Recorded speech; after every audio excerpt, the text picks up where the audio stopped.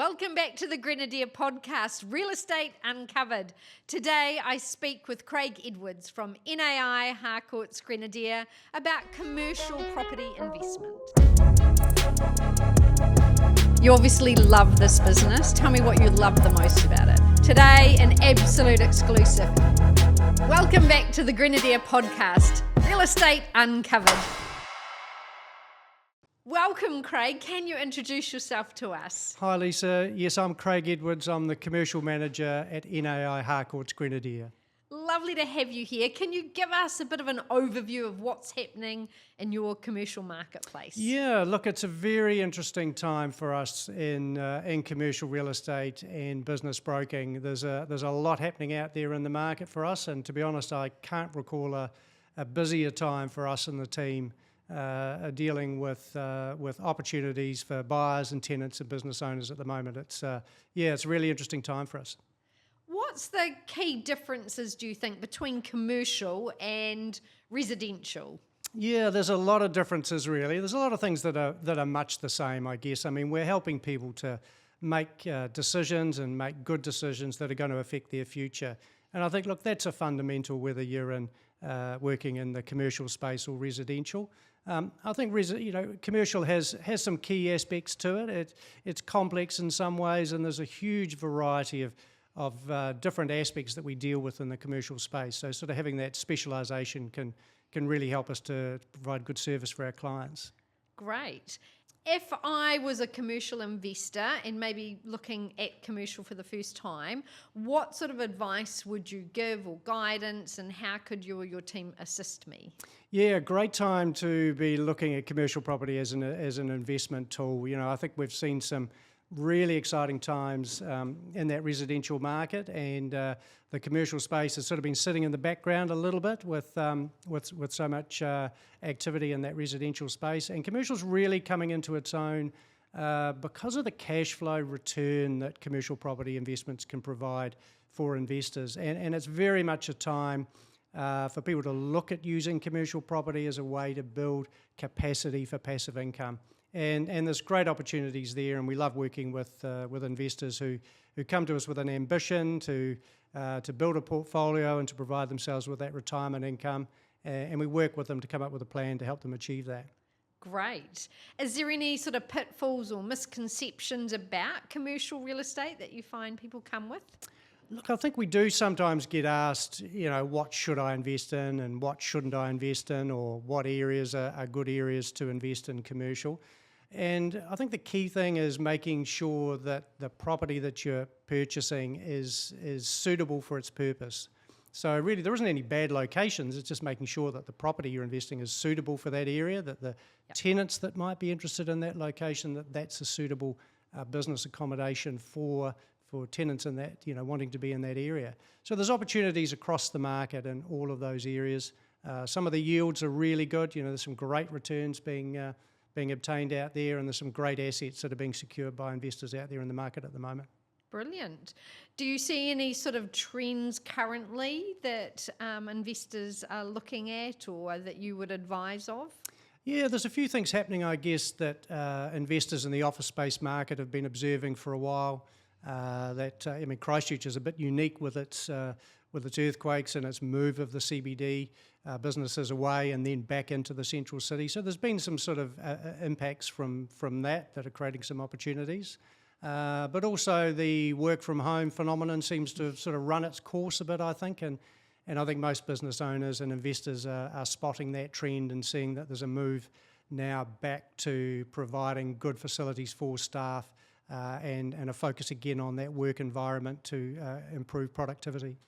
Yes, well, even across, say, Wellington and Auckland, we've seen the work from home situation kind of be, called out, and the Prime Minister's asking people to come back to Wellington, and Viv Beck in the Auckland CBD is asking people to come back and work in the CBD. So Christchurch, provides a great place for people to work, doesn't it? Yeah, Christchurch sort of has been a wee bit immune. I mean, we've got such an accessible city where, commuting and access around our city has just been fantastic. So, we haven't sort of suffered some of those problems that Auckland and Wellington have had with that pressure from staff wanting to not come into town. So yeah, it's an exciting part. We've got this brand new CBD.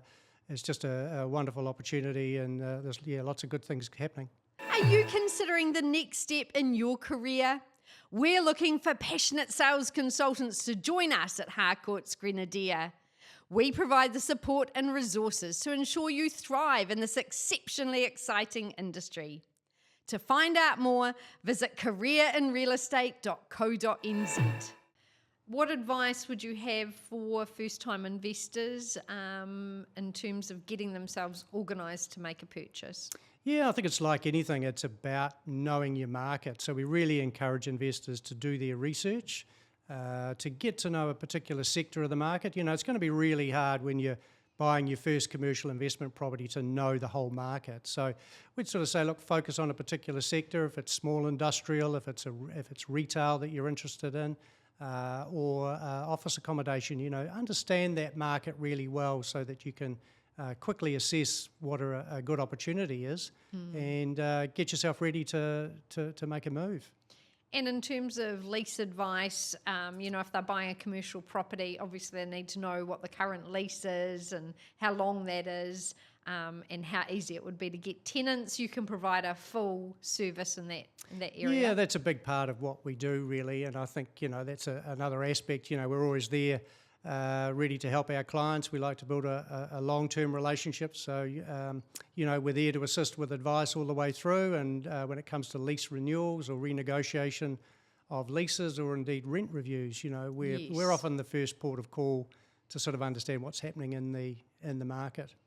And you have amazing commercial property managers. Tell me about your team there. Yeah, that's a really exciting part of our business, and it's growing really strongly. And that's a real credit to Linda Kuipers and her team that are providing just an outstanding level of service to their clients. And we're really seeing the growth in that part of the business.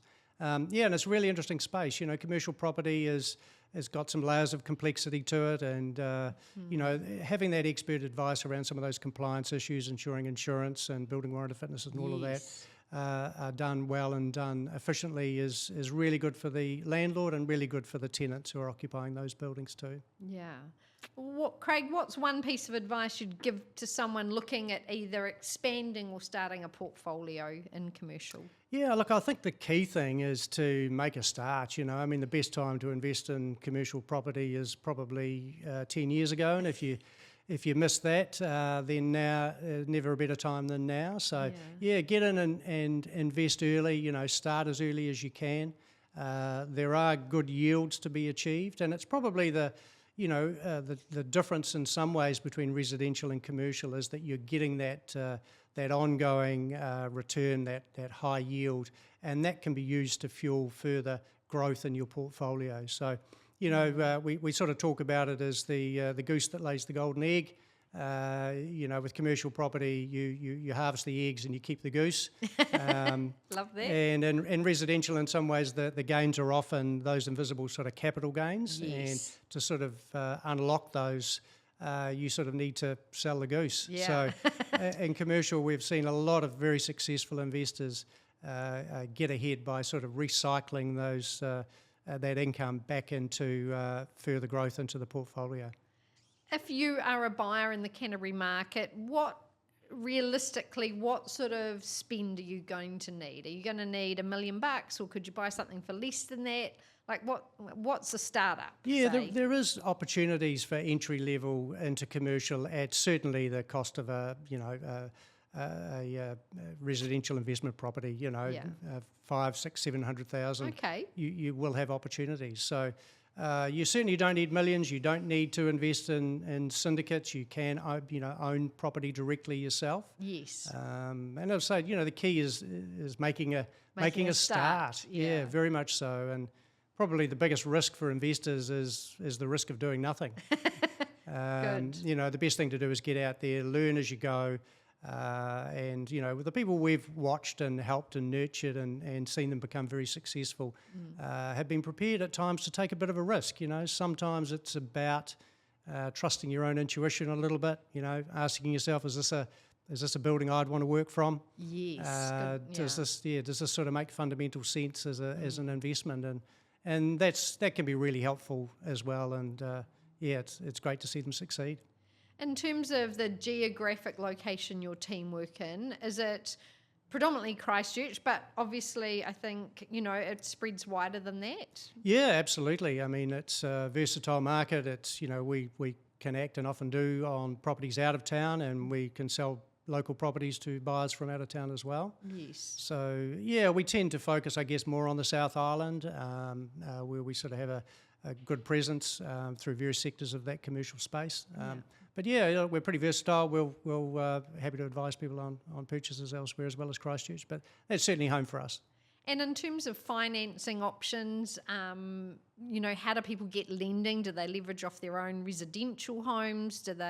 What sort of deposit do they need? Yeah, the lending regime is a little bit different in commercial, and that's probably one of the first things that people find out when they investigate into commercial.